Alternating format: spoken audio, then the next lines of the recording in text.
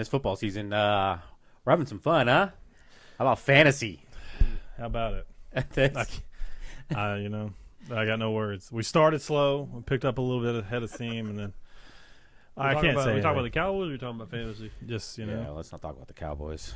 Like, there's some good teams out there doing well, though, you know? Honestly, it's rough being a Cowboys fan and watching the Broncos. The Broncos, I mean, they're fun to watch. You know what I mean? Yeah. Shoot. There's a lot of surprising teams this year, I think, for sure. I think, obviously Colts, 7-1 now, and they're not just beating teams, like they're beating teams. Yeah. That offense is just rolling. I mean, you got to respect the run from Jonathan Taylor, and then he's Indiana Jones there. Daniel Jones, he's just playing smart football. I mean, he's not turning the ball over. Yeah, Daniel Jones, the comeback kid, right? That dude is I saw a thing the other day. It was like, because they were like, "Oh, give him the comeback player of the year. Give him the comeback player of the year." They're like, "Well, is it fair to give somebody who is just sucked at football? Can you really give them comeback player of the year? Because like you were drafted high, but you just sucked. But now you're good. So does that? But like really good though, right? Does that constitute comeback player of the year, or is that just constitute just doing what you're supposed to do? What you're supposed to do since day one, right? Yeah. Well, like you look at Christian McCaffrey. Or McCaffrey, was hurt last year, and having a absolute saving the 49ers season this year. So, like, that would more constitute, I guess, comeback player of the year, like injured. I get it. No, I mean, it makes sense. What would you call that? Just like just getting going player of the year? Doing your job. Finally doing something? Yeah. Your job award. Here's your sign award. Yeah. But, I get it. I mean, you went out there, you got dogged. People are like, multiple years of just absolutely doing nothing to the point where they had a lot of memes for the last couple of years about him. Oh yeah. And here he comes. They put him on the Colts, and he wasn't even supposed to be the starting quarterback. No, Anthony Richardson was. Well, and I won't say anything. I will say, but I kind of was like, what are we doing as a franchise, making Daniel Jones the captain? Not only naming him starting quarterback. They named him captain out of preseason, but Shane Steichen was like, "This is our guy. This is who we're going with." And everybody saw something. In everybody laughed. Well, he saw what we see now. Yeah, right. Exactly. And he saw a leader. He saw somebody making decisions, right decisions, smart decisions. And I'm sure it's pretty easy. I guess can't say that completely because he had Saquon in New York. So I can't say it's just because he has a great running back because he had a great running back in New York. Yeah. But I think he had a season with Malik Neighbors too. Yeah, well, look at Baker. Baker was awful in Cleveland. Baker was awful in Carolina. Yeah, he went to the Rams that 1 year. Well, he played that one game. He came in on. Well, they signed him that week. They signed him for the year, or whatever it was. They signed it. Well, he signed for the year. I'm just saying he signed in that week. And Stafford got hurt, so he came in and played. He'd only been, I think he was only on the roster like 3 days. Yeah, 2 days. It was like Monday night game, wasn't it? And he went in and tears it up, and it was like, okay. And now look at him, he's there. I got a Baker Mayfield jersey. Yeah, got 2 of them. Well, look at Carson Wentz. Remember Carson early years in Philly? Carson was fantastic. Was on an MVP the year they won the Super Bowl with Nick Foles. Yeah. On an MVP track, gets hurt. Nick Foles comes in, they win the Super Bowl. But.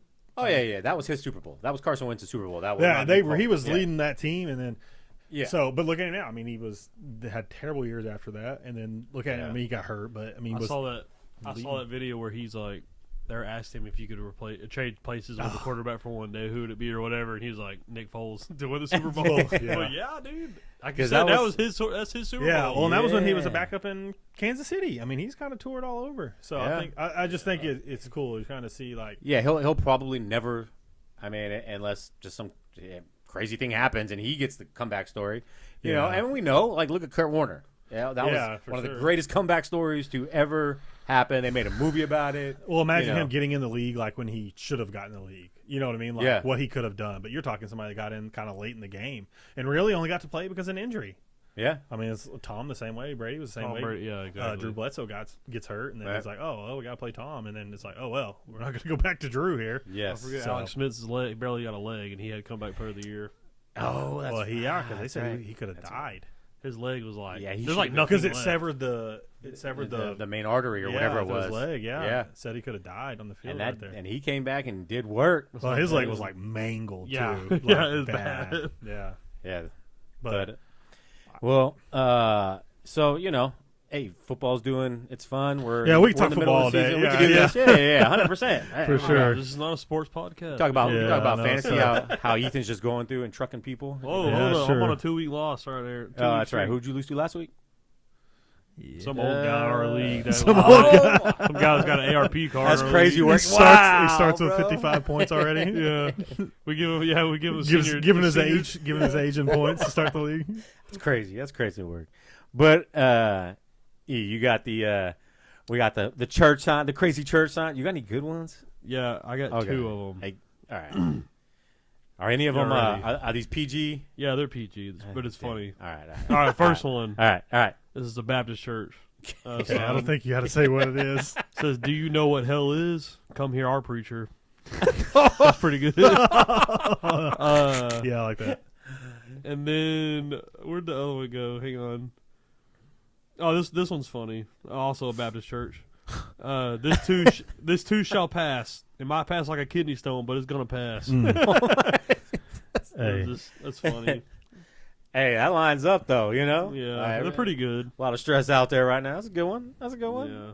That first one's rough though. Can you imagine the pastor showing up and that was on your sign that morning? Oh yeah. You're like, oh, okay. Who put that up?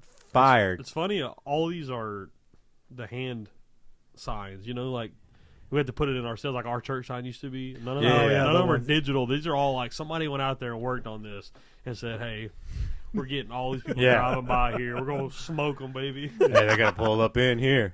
They're gonna pull up in I'm trying here. to see if there's any other ones, but I don't want to take up too many because we try to use these all the time. But there's some good ones on here. But go ahead. I'm sorry. Nah, those are good.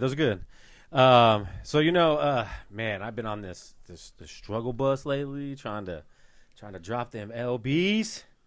Pounds.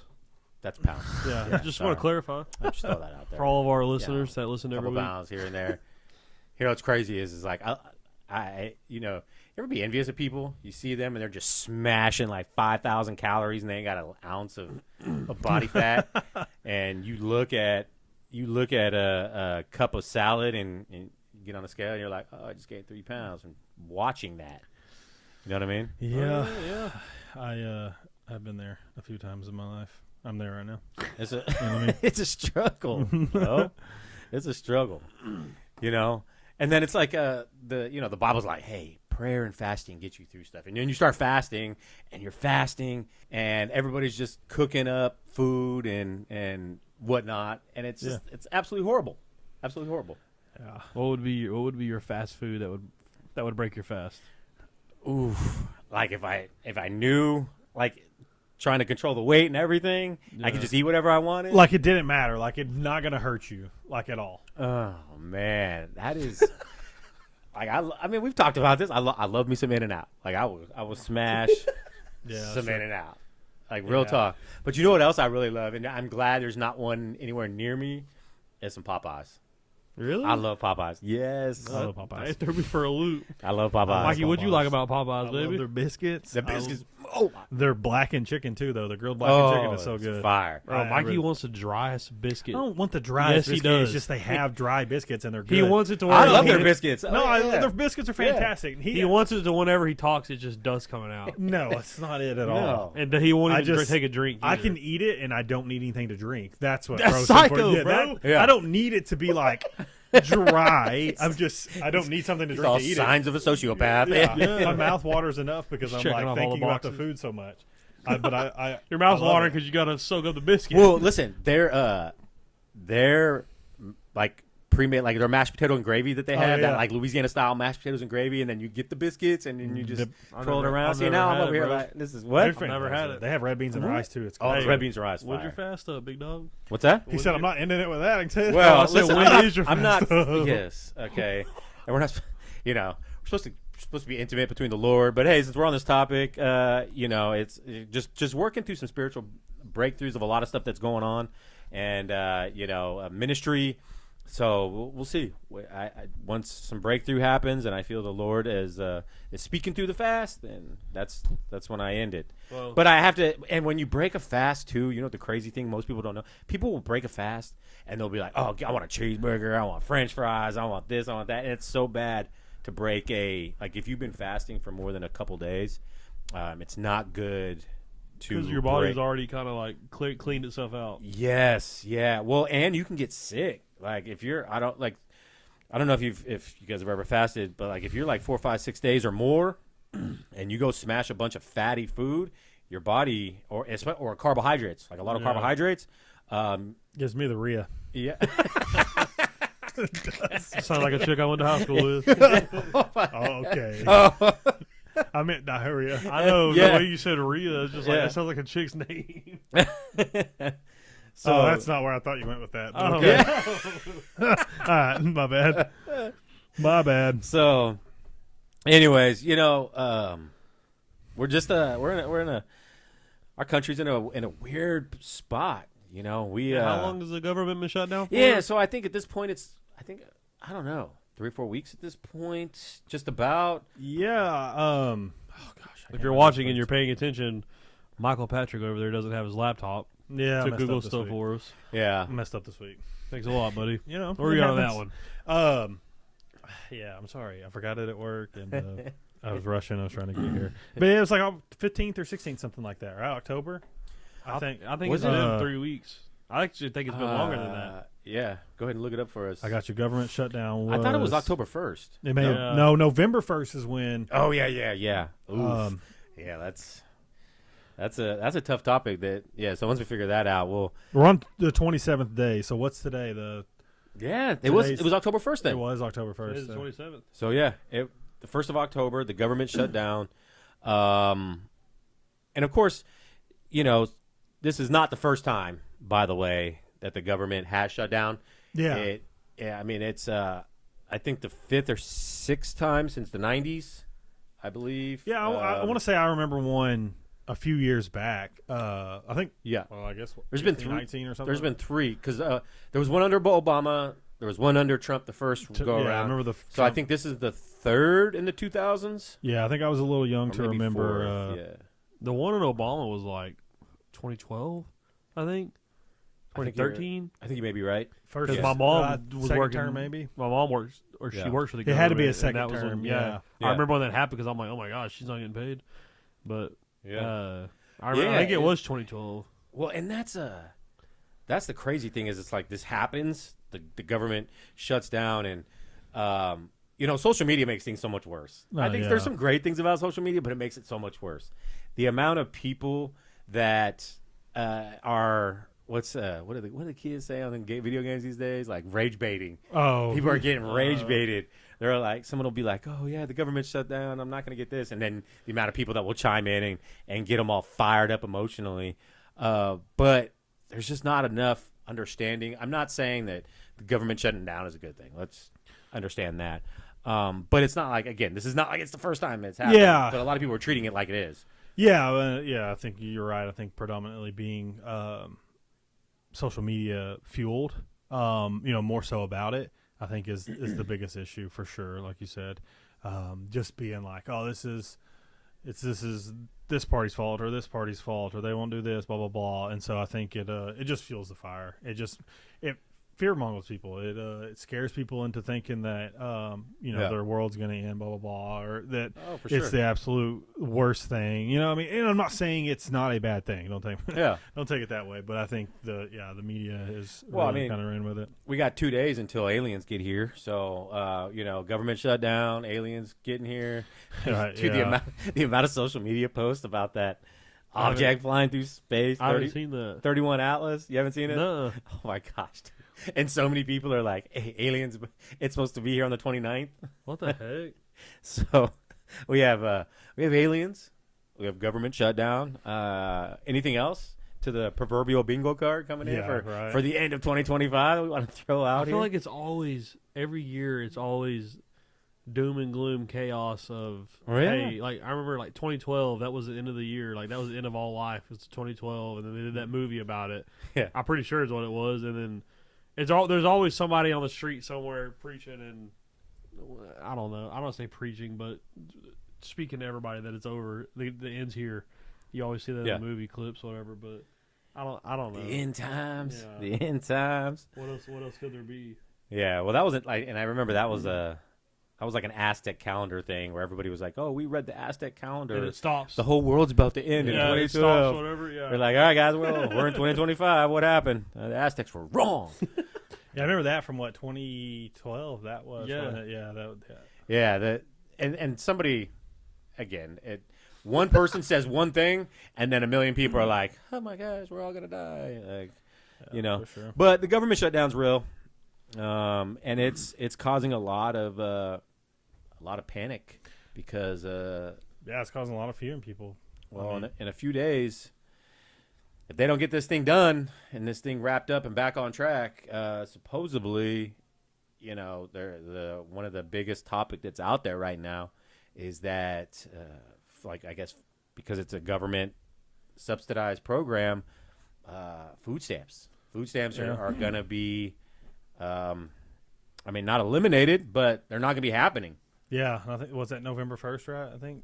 Yeah, Beginning of November. Yeah, that's what they said. Yeah, there's a lot of people that quote unquote depend on that for sure. Let's go a little bit further before I get too far into that. So go ahead. Well, yeah. So there's 42 million estimated, give or take. 1,000 here, 1,000 there, but about 42 million American citizens that currently rely, for one reason or another, whether it's medical problems, age, single parents that are struggling to take care of their children, families that are hurting financially. You got to remember something. Financially as a country, we've been struggling for a couple years now. Oh yeah, cost of living, we're in the worst that we've obviously ever been in, and I think that comes with time anyways. I think that's going to come as the further we get, more years we get, but the drastic increase that we've seen, I think, is nothing like we've ever experienced before. I saw an average today, a brand new car right now is hit a national average is $50,000 for a brand new car, and we've never seen numbers like that ever. That's a pickup truck back in the day. It's like top of the line truck. That's I'm gonna say top of the line truck. You're talking first houses. Yeah. Back in I was talking to my dad the other day. My dad built a house in early 90s. He built a house, paid for it. Got loaned through the bank, out of pocket, whatever. But it was $36,000. What has he paid to build a brand new house? $36,000 back in the 90s. That's a garage now. Well, easily. That's a slab in a lot of places. I was about to say to add a garage to our house, it was like $40K. Yeah, no, that is crazy. If you think about it, $37,000 body. What cars can you get for $30,000? You know what I mean? Little small four-cylinder. You're looking at actual cars. Mm-hmm. You're not looking at which you're looking at the Fiats. Yeah, well, and you're looking at stuff that the value depreciates so much more than say an SUV or a truck or whatever it may be. You're looking at something that depreciates coming off the lot. You're buying used too. At that point, you're a decent car. Well, used aren't even decent price anymore. You're talking crazy numbers. Ever since COVID, and because they set the ramped up production. They're like, oh, we got used cars are running out, and this is running out, and that's running out, and they used standard economics against the American people. They were charging finder's fees, so it was like, we have a vehicle you need. We're going to charge $10,000 more for this vehicle because we have it. That's wild. So, but they set the precedence. Yeah, exactly. It's like, hey, by the way, 5 years ago, a loaf of bread was less than $2. Now it's gonna cost you $4 or $5 for a loaf of bread, and they do it long enough, you just start to be like, oh, okay, big. I got to pay for it. Yeah, and you're used to it, and you figure out a way to adapt instead of this has got to stop. Yeah, Yeah, your hand's forced. At the end of the day, you're kind of just like, I say that, but you are. We're kind of forced to, quote unquote, play by that rule or live, pay that stuff for what you got to pay, which stinks, because it's hard. We're getting on, we're talking about, food stamps, stuff like that. Right. Some people are they're forced to live that way. I mean, whether it's like you said, single moms who are, not to sing the song, but they're they work hard and they're working one job and they're trying to they've got no other choice, whether like a spouse, kids got to eat. Yeah. So you're trying to do all this and then trying to get out there in the working world and trying to find a job that's suitable with the hours, that whether it's school, daycare, whatever the means to take care of your children while you're working, or the hours so you can pick them up or be home with them or send them somewhere, stuff. Even daycare nowadays is crazy. It's like $200 something a week just for daycare. Dude, that is wild. So I mean, and you got to think too. It's not like when all these cost factors went up. It's not like the average salaries went up with it. Yeah. No. So it's the average salary went up a hair. Everything else jumped up, skyrocketing, and it's not balancing. No, yeah, because there used to be like an average salary a year was well more than what a car, but you're probably, average salary across the United States is probably somewhere between 50,000-60,000 a year. Yeah. And then you're talking a new car, an average brand new car is more than an average salary. Something's wrong there. Yeah. I mean, not saying everybody needs something new. That's not what I'm trying to say at all, but people should be able to afford things. Average salary in the U.S. 2025. 63,795. See, 63,000. You're talking $13,000 difference between a average salary and an average brand new vehicle. Yeah, and then think, okay, so now analyze family of four, making one person working 63,000. Your grocery bill was $800 5 years ago, or $600 5 years ago for the whole family a month, and now it's 2.5 times. Oh yeah, so you just tacked on. Now you're $1,500 a month for groceries, or whatever the case may be, $1,800 a month for groceries, and you're still only making that 63,000. Yeah, the other factors are not changing. No, and you got to pay income tax. The government wants their money. In some states, fortunately, we live here in the state of Texas. Don't have doesn't have state income tax, but there's a lot of states out there. California, has pretty heavy state income tax. So the food stamp thing is creating a lot of fear. A lot. Not only the food stamps you're talking all the government employees that are working right now that are not getting paid. Yeah. What? Well, they not have all to of have them some kind of kind of income or savings saved up to live, but they're going to get paid when it gets back on. They get back paid. Not all of them will. I don't think that's. I think it's only essentials, right? Non-essential government employees do not get back paid. That is my understanding. Yeah. So we're like air travel, like TSA. Well, TSA is an essential employee. TSA was deemed a essential employee. Wait, is TSA not working right now? No, they don't are. They're Getting not getting paid. TSA is a government appointed position. I did not know they were not That's getting. what I'm saying. It's going to cause stress and all this. Let me tell you short something. staff, everything. So there's some terrorists being let on planes right now because these dudes do not care. Hey, we're not supposed to fearmonger people. Yeah, I'm just saying. Like, hey, I will say they searched me up when I came home. That's right. You just traveled. Yeah, did they? They made me take off my boots. After I've already went through, I'm coming home. Yeah. They made me take off the boots. Did you take off. Did you tip them? No. Yeah, I told them don't look directly in the sunlight. That's what I told them. And then the dude patted me down 3 times after I went through. He's like, "What's in your pocket?" I was like, "It's a pack of gum.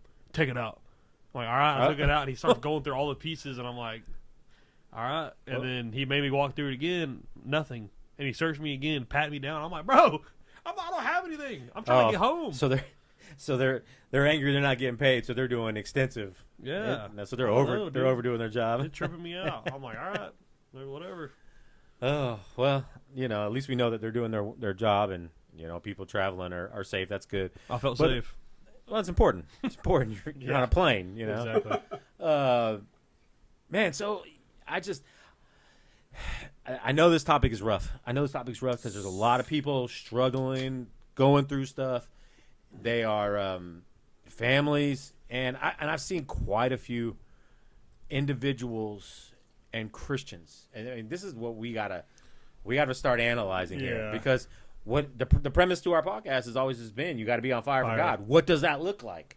So here we are in a time where it's very, very challenging. Very challenging. If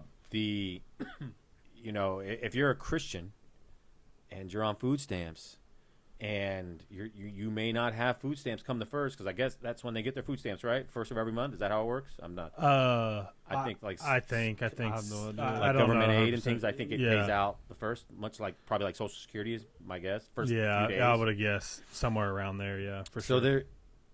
they're not going to get it. Yeah, and then they rely on that, and I know that. I mean, that's we've all been in stressful situations in our lives. Very tough, where you have to lean on the Lord, right? You're like up against a wall, and you're like, Lord, you're all I got. And there's gonna be a lot of Christians in that place coming very soon, if that's the case. Yeah, already feeling it, because again, lots of posts. I feel like a lot of churches are going to be getting hit up for help, not in a bad way. I'm just saying, like, that's where a lot of people go to, and then when they need help like that, I feel like, and the food pantries, whatever, the help centers that they have, whatever. But I feel like that's going to take a big undertaking. But I mean, this is like, it's like, okay, so we know the stories of the Bible, but they're not just stories. They're testimonies of God's power, right? Mm-hmm. So we look at Job. Job literally lost everything, but never lost his faith. Yeah. And we've got to understand and look at that. One of my favorite stories, like Shadrach, Meshach, and Abednego being put in front of the fire. And it's like, hey, denounce your God, and I won't throw you in that furnace, and you die. And they just refused to drop faith on that. Yeah. They weren't going to do it. Yeah, I think we got to remember at the end of the day, he holds, he holds it all. Not to say that he's in full control, because that's not truth. You don't take me out of context, but you know what I'm saying. Like he's, if he's in full control, then that'll happen. That's why we have the power of free will and stuff like that. Now that he has the power of take control, of course. But anyways, outside of that, we can't give into that. We have to remember who he is, where he sits, that he is the Almighty, that he's the beginning and the end. So we have to remember that we have to keep our faith in him, and that our faith does not rely on man, does not rely on the government. Our faith cannot be there. Our faith has to be in him. No matter the tribulations, the trials, and whatever we go through, we have to remember that he holds it all. We have to, our focus has to remain with him. Our eyes have to stay fixed on him, and knowing and trusting and standing on the belief that no matter what will come, he's going to get us through. We cannot live in fear. Scripture is to do not fear 365 times. Why? Yeah. One for every single day of the year. 100%. So we got to remember that he does not want us to fear. We cannot fear that, hey, and you may sit here and say, oh, it's easy for you to say because maybe you don't depend on that. Yeah, okay, but I read Scripture and I know what Scripture tells me. Yeah. And you got to remember that you have to rely on him and that he holds it all. So... I mean, everybody's circumstances are going to be different, and right now, unfortunately, there's people that are 100% relying on these food stamps, as they have for however long, a year, 2 year, 3 year, 5 year, 10 year, whatever the case may be, and it is now in this place. But that's why I say, like, we've been in places. Yeah, you know what I mean. I know you guys have. I've personally been in places where, like, my wife and I, we are down to our last dollars, and we don't have food stamps, and then the Lord delivers. Lord delivers, because we go, you know what? I'm not gonna go into that place. I'm not gonna go into that place of fear. Yeah. Because if I say something like, well, like if I was just basic, example here, if I was on food stamps and I'm looking at the potential that the food stamps are gonna be gone November 1st, and someone says, well, trust in the Lord, and be like, well, you don't understand. That's all I got, and it's like, I just basically said I don't trust God. Yeah. In my words, right? Yeah. I think, by doing so exactly. You're exactly right. Just like, oh, you know what? It sounds good. Oh, and that's when we figure out who's where, and, not to us to judge, but I think that's where you start drawing the line of lukewarm. Right. That's it sounds good when everything's going right. Right. But where do you stand on the fence when things are tough? When things are hard, when you don't know what tomorrow holds? Correct. When you don't know what's going to happen, where do you stand? Yeah. Are you on the fence? Are you fully sold out for him? And that's, I think, you may seem like it may feel like a stretch to draw that, but that's exactly where the line is being drawn. It's, are you lukewarm? Do you trust me in everything? Right. Do you trust me at the top of the valley? I'm sorry, in the bottom, in the valley, right, and the top of the mountain. Are you trusting me no matter where, or are you trusting me when it's comfortable?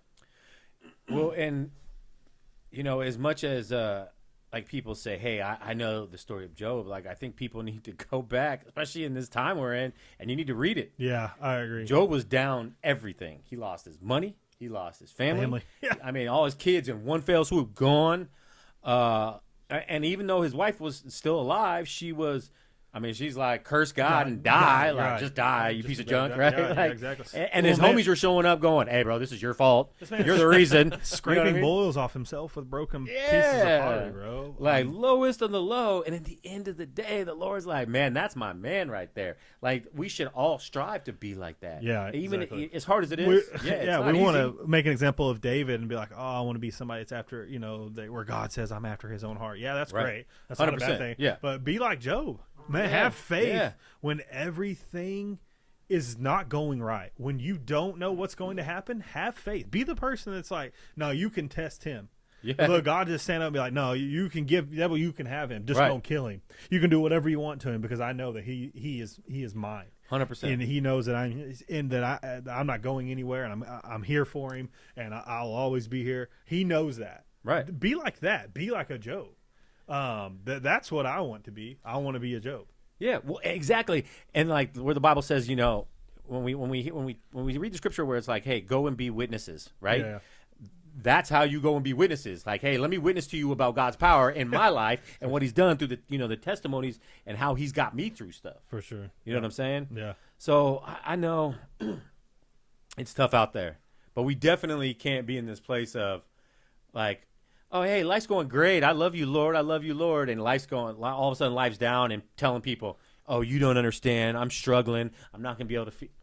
Okay, so you telling me, hey, when everything was good, that was all fake? Yeah. That was fake? Oh, because you Captain Christian? You're like, we're not trying to condemn here. Like, we don't want to see people falling into that because it's a one-way ticket to hell at the end of the day. Yeah, it's not, Scripture doesn't tell you to get people on your side to make you feel bad, make them feel sorry for you. Scripture tells us to go and be witnesses. Right. Make them connect to me, follow me. So, we could go all day on it, Yeah, we either trust the Lord or we don't. We either believe in God or we don't. Yeah, I think that's like, the line. There's no gray area. No. That's why I'd rather you be cold than lukewarm because at least he knows where you stand. So it's definitely in a spot. I know a lot of people are in spots. A lot of people are. It's tough. It's tough. It's been tough. It's been tough for a long time. I'm praying that the government doesn't they get don't their get act us together. wrong. I don't want that to happen so everybody sees their faith. Like I want to be restored. I want everything to, what I mean, like come back into order. I want that all to happen. 100%. So yeah, we don't want people out there remaining in stress. Yeah, one way or another, But what a testament to the faith for God that everybody's being tested in some form over the last few years. There's for sure. A lot of people. The industry I work in, and I don't get a salary if the industry's not doing well. I get paid based on how well the salary, and it's been tough. It's been real tough. Yeah, I understand, but we can't fall back into fear. We can't.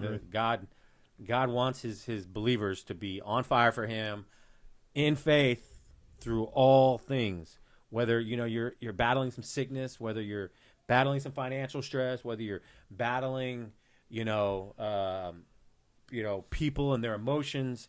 At the end of the day, we got to stand firm and then be witnesses about that. Like, man, look what God did. Exactly. Exactly. Oh, so we just want to. I was just going to say with everybody being pushed to the pushed towards the fire of like it's getting real, like everybody's wake up call happening.